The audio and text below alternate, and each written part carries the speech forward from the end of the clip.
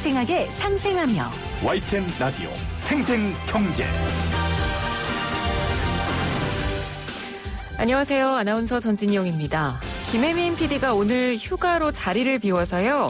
또 한 명의 경알 모신 제가 이렇게 오늘 생생경제 청취자 여러분을 만나게 됐습니다. 예전에는 막차에 대한 향수가 있었죠. 헤어지기 싫은 연인과 1분만 더 하다가 결국 어쩔 수 없이 올라타는 막차의 향수가 있었고요. 늦은 밤까지 일하다가 집으로 돌아오는 가장의 어깨 뒤로 사라지는 막차의 아련함도 있었습니다. 하지만 코로나19 시대에 이 막차라는 단어, 왠지 화가 많이 들어가 있는 것 같습니다.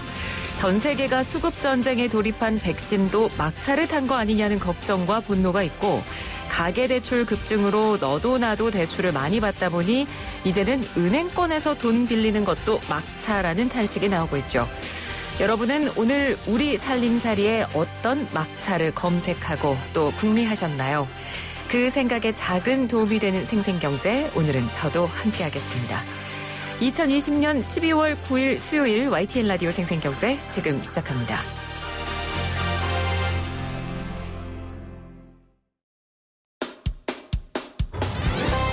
사람을 바꾸는 경제 이야기, 세상을 바꾸는 경제 뉴스. YTN 라디오 생생경제. 오늘 가장 뜨거운 경제 뉴스를 제일 생생하게 전해드리는 시간입니다. 연말을 앞두고 금융당국이 가계대출 총량을 더 엄격하게 관리하라면서 시중은행을 압박하고 나섰습니다. 가계대출이 크게 늘어서 11월 가계대출 역대 최대를 기록했기 때문인데요. 금융당국의 압박에 시중은행들이 앞다퉈서 대출 문턱을 높이고 있습니다. 현재 가계부채 상황 그리고 높아지는 은행 문턱 앞에서 서민들은 어떻게 대응하면 좋을지 오늘은 한양대 경제금융학부 이정환 교수와 함께 자세히 짚어보도록 하겠습니다. 교수님 안녕하십니까? 예, 안녕하십니까? 예. 요즘 대출 없는 사람이 어딨어 이런 말들 참 많이 합니다. 그럴 만큼 진짜 대출 전성시대라고 불러도 과언이 아닐 정도인데요. 저희가 본격적으로 이야기를 나누기 전에 먼저 최근 동향을 좀 살펴봐야 될 것 같습니다. 개인 신용대출이라든지 가계대출 이런 것들 실제로 최근에 좀 많이 늘었나요? 예, 사실 지난달 은행의 가계대출이라고 하죠. 이제 주택담보대출하고 일반적인 신용대출, 마이너스 통장대출 등 이런 거 합친 것을 기타 대출이라고 하는데 이게 13조 6천억 가량 늘었습니다. 네. 6천억 원이죠. 이것은 사실 2004년 관련 통계를 집계하기 시작한 이래 가장 큰 폭으로 늘었다라고 이야기할 수 있을 텐데요. 사실 2019년 11월에 얼마가 늘었냐면 한 7조 원 정도 늘었습니다. 네. 7조 원 정도 늘었는데 지금 11월에 13.6조가 늘었다는 것은 2배 이상은 아니지만 2배 가까이 늘었다는 이야기고요. 네. 예, 사실 8월 달에 이제 역대 최고를 한번 찍었는데 역대 최고를 찍어서 가계대출이 너무 많이 늘어난 것이 아니냐라고 했는데 다시 이제 11월에 이제 역대 최고치를 경신하게 되는 증가 부분에 있어서 경신하게 되는 이런 상황이라고 말씀드릴 수 있겠고요. 네.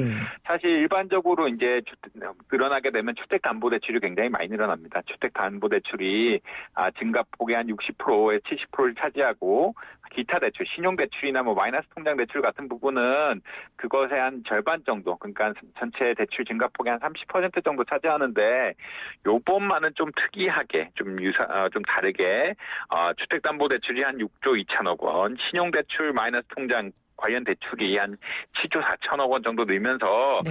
좀 일반적인 패턴과는 달리 어떤 다른 양상을 보여주고 있고요. 이것은 기본적으로 주택담보대출을 많이 고삐를 죄놔서 이제 부동산 관련 정책 때문에 주택담보대출을 어느 정도 고삐를 죄놓은 상태라 이런 상황들이 벌어지지 않았냐라고 평가하고 있습니다. 네, 그러니까 교수님께서 방금 답변에서 이번 상황이 좀 특이하다고 말씀을 해주셨어요. 그러면 최근 단기간에 이렇게 대출이 증가한 게 예전에는 이렇지 않았다는 의미인데 그 배경이 그러면 어디 있다고 볼 수 있을까요? 예, 여러 가지 생각할 수 있을 텐데요. 이제 코로나19 사태가 가장 큰 요인 중 하나일 거고요. 네. 왜냐하면 코로나19 사태로 인해서 결국은 이제 생활자금 수요가 많아지게 될 것이고, 이런 생활자금 수요들이 기타 대출로 나온 상황이다라고 일단 파악할 수 있겠고요. 두 번째는 이제 규제 차원의 문제인데, 네. 사실 11월 30일에 이제 신용대출 규제, 규제가 시작이 됐고 이런 규제 시작 전에 필요 자금, 돈이 어떻게 쓰일지 모르니까 생활의 유동성을 확보하고자 하는 수요가 기타 대출, 그러니까 신용대출이라든지 마이너스 통장 대출을 늘리면서 이렇게 나타난 상황이다라고 보는 것도 뭐 어떻게 보면 타당한 의견이다라고 볼 수 있겠습니다. 사실 최근 금리가 그렇게 높지는 않기 때문에 네. 어떻게 보면 저금리의 자금을 받아서 주식시장 같은 경우도 올해 거의 25% 이상 상장을 했죠. 예. 주식이라든지 해외 주식을 사려는 수요도 많고 흔히 말해서 이제 주택담보대출이 막혔기 때문에 일부 신용대출을 통해서 전세자금 마련이라든지 혹은 다른 자금 마련을 위해서 주택 관련 자금 마련을 위해서 많은 돈들이 늘어난 것이 아니냐. 주택담보대출을 막아놨고 근데 신용대출에 대한 규제가 좀 심해지니까 결국은 미리 조금 대출을 받아서 저리의 대출을 받아서 어떤 사용을 할 것이다. 사용하려는 목적을 가지고 이렇게 대출이 증가한 것이 아니냐라고 평가할 수 있겠습니다. 네. 여러 가지 상황이 좀 다 작용을 한 것 같습니다. 코로나19로 인해서 전반적으로 좀 다들 생활이 어려워졌고 거기에다가 규제가 강화되다 보니까 강화되기 전에 이제 빨리 좀 자금을 마련하고자 하는 그런 의도 때문에 이제 여러 가지 상황이 겹쳐서 이런 상황이 발생을 한 걸 텐데요. 그래서 금융당국이 최근에 시중은행들에게 가계대출 관리가 잘 안 된다. 그러니까 총량 관리에 좀 신경을 써달라. 이렇게 압박을 했다고 하던데요. 예, 이게 사실 대출이 이렇게 많이 늘어나게 되면은 일반적으로 경제학적으로 봤을 때 빚이 많아지게 되는 거고요. 네. 이제 인플레이션, 물가 상승률이 좀 특히나 낮은 상태에서는 빚의 부담이 늘어날 수도 있는 상황이기 때문에 많은 경우 또 변동금리로 하고 금리 변화나 이렇게 금리가 또 꼭 올라가게 된다면 그 문제가 될 수 있는 상황이기 때문에 정부에서는 가계부채 관리에 많은 신경을 쓰고 있고요.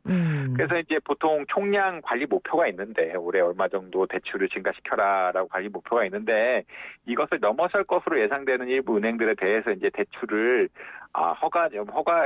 대출 허가를 하지 말아라라는 식으로 그러니까 물론 직접적으로 얘기한 건 아니지만 대출 승인을 하지 않는 이런 식으로 되도록 조일 것을 어떻게 강조하고 있는 상황이고요. 예. 사실 이제 뭐 이런 방침의 일환으로 이제 빚이 너무 많이 늘어나다 보니까 내년 1분기에는 이제 가계부채 선진화 방안이라고 해서 기본적으로 총부채 원리상환금 비율 뭐 이런 것들 그리고 흔히 말하는 소득 대비 이제 부채를 얼마나 가져갈 수 있는지 여러 가지들에 대해서 다시 한번 로드맵을 제시하겠다라는 이런 방향성을 가지고 대처를 하고 있는 상황이라고 할 수 있겠습니다. 네.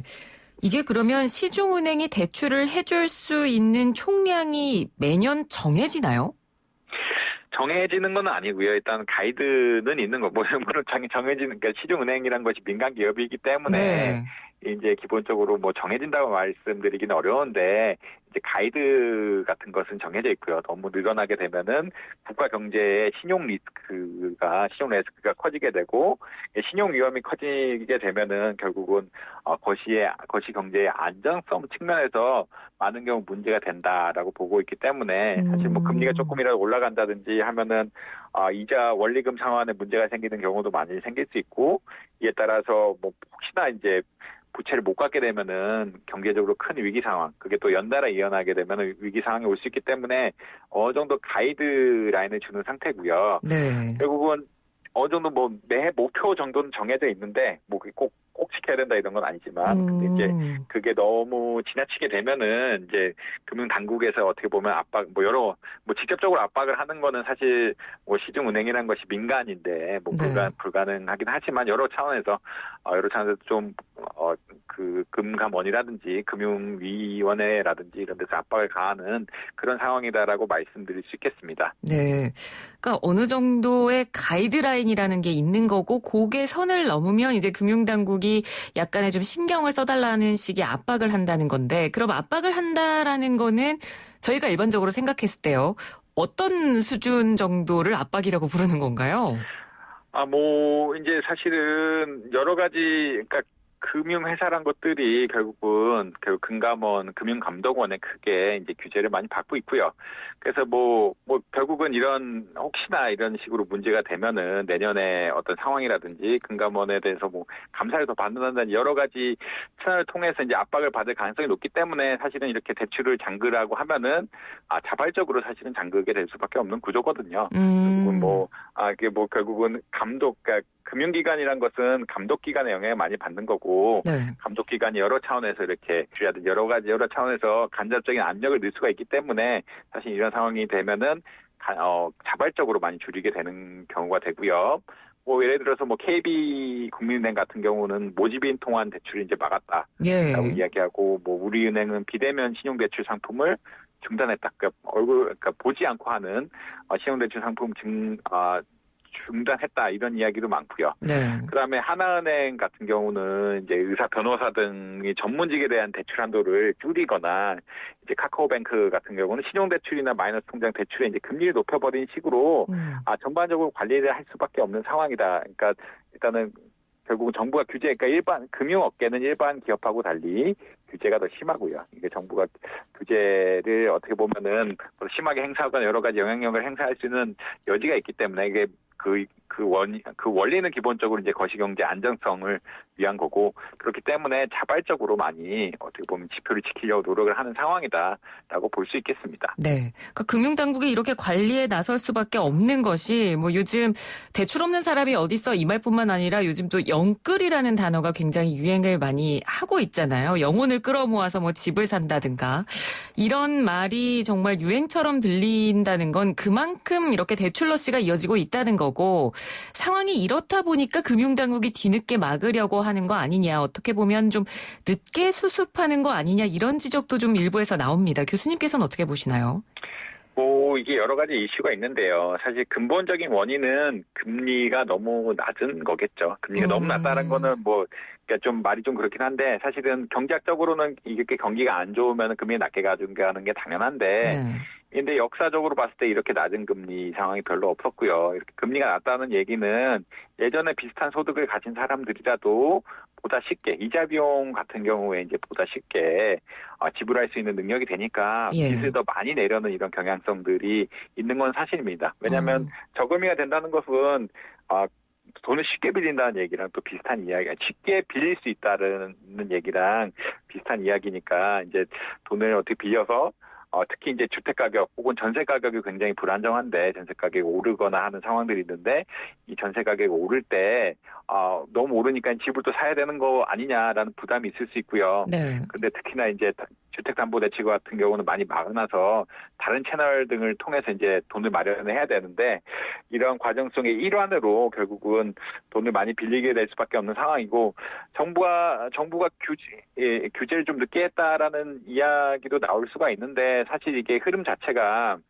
지난 8월 그러니까 사실 계속적으로 8월, 9월, 10월, 11월 지금 역대적으로 사실 돈이 많이 필요한 상황이기도 하고 돈이 많이 풀리는 상황이라 이거를 사후 약방문인 거다라고 이야기하기는 조금 그런 것이 아니냐. 워낙 경제학적으로 보면은 뭐든지 가격이 제일 중요한데 네. 내가 돈을 빌리는데 드는 가격은 사실 이자율이고요.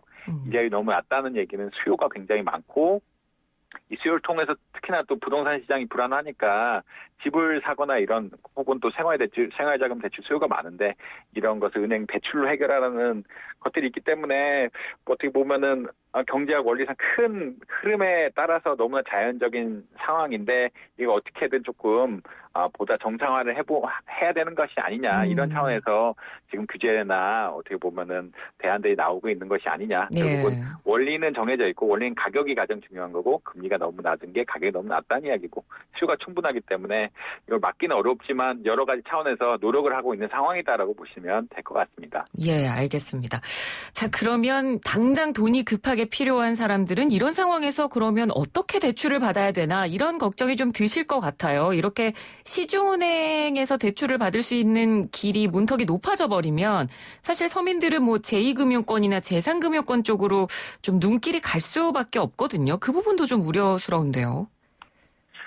예, 이게 그래서 사실은 이제 어떻게 보면 서민이 대출 받을 수 있는 채널들을 잘 찾아야 된다라고 말씀드릴 수 있을 텐데요. 네. 그 햇살론 같은 경우 정부 지원 대출, 그러니까 정부가 결국 이런 걸 통해 정부 지원 대출의 대표적인 상품은 이제 햇살론이라고 말씀드릴 수 있을 텐데 저신용이나 저소득으로 이제 시중은행이 어려운 어려운 이제 서민들에게 보증 지원, 그러니까 결국은 신용을 보강해준다. 어느 정도 돈을 못 갚아도 뭐 어떻게 보면 보증을 해주는 제도를 통해서 은행이 이런 서민들에게 더 대출을 할 수 있게끔 만드는 구조거든요. 그리고 네. 이자가 조금 낮추면서 대출을 더 할 수 있게끔 그런 구조를 가져가고 있다라고 할 수 있겠고요.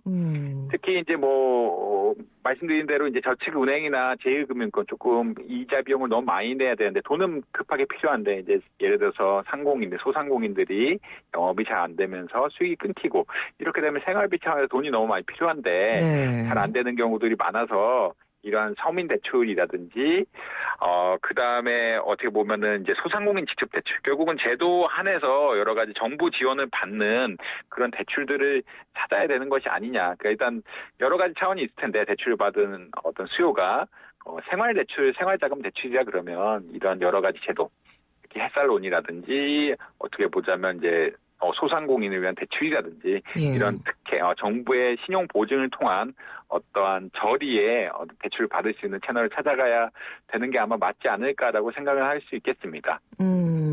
그리고 또 워낙 지금 상황이 코로나19라는 최악의 상황이기 때문에 이런 상황에서 또 피해가 큰 개인들이 또 따로 있지 않습니까? 뭐 이런 대인들을 대상으로 한 어떤 규모적인 부분이라든지 어떤 지원 대상에 대한 조정 이런 부분도 좀 정부가 세실하게 살펴봐야 될 필요가 있을 것 같은데요.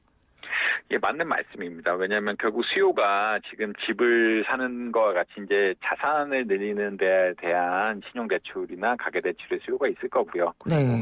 뭐 주택담보대출 포함해서요.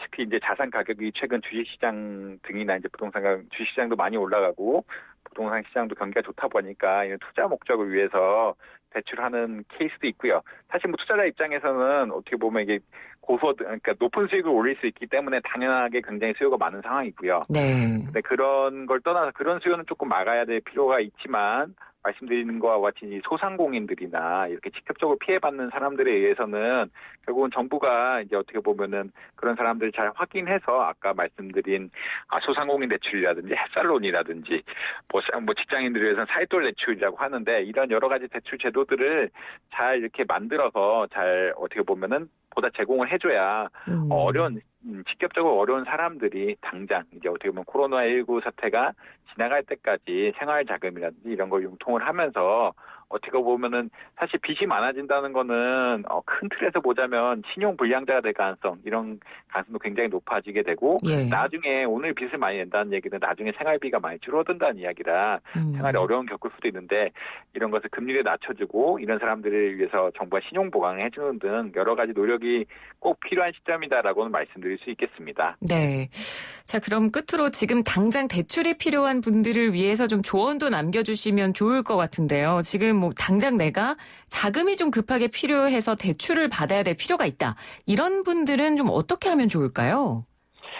사실은 뭐 진짜 급하면은 어쩔 수 없이 이제 저축은행이나 보험사 대출로 갈 수밖에 없는 상황이긴 한데요. 네. 근데 이제 뭐 여러 가지 근데 사실은 빚을 낼 수 있는 흔히 말하는 대출을 일으킬 수 있는 채널이 이런 은행뿐만 아니라 보험사뿐만 아니라 여러 가지 뭐 예를 들어 사내복지기금이라든지 노동조합 자금 대출이라든지 그게 뭐 긴급적으로 그러니까 주택자금 대출이란 것은 결국 1억, 2억 이렇게 큰 돈이 들어가지만 이제 뭐 3천만 원, 5천만 원 내지 이런 정도의 어떤 작지는 않지만 그렇게 크지 않은 정도의 어떤 자금을 수혈하는 데 있어서는 결국은 은행권뿐만 아니라 복지기금, 노동조합 혹은 뭐 소상공인을 위한 직업적인 어떤 특혜를 이용한다든지 결국은 다양한 채널을 찾아갈 수밖에 없다라고 말씀드릴 수 있겠고요. 네. 결국은 금액에 의존해서 결국은 그러니까 지금 규제가 심하게 되면 심하게 될수록 대규모 대출은 어려워지지만 이런 식으로 당장 필요한 소규모 대출을 받는 데는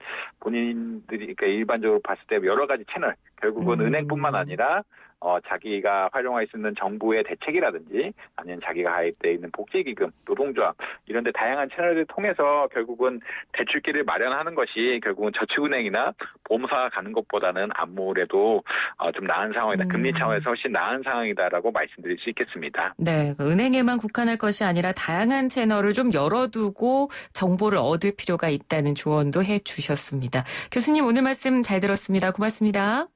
예, 감사합니다. 네, 지금까지 한양대 경제금융학부 이정환 교수와 함께했습니다.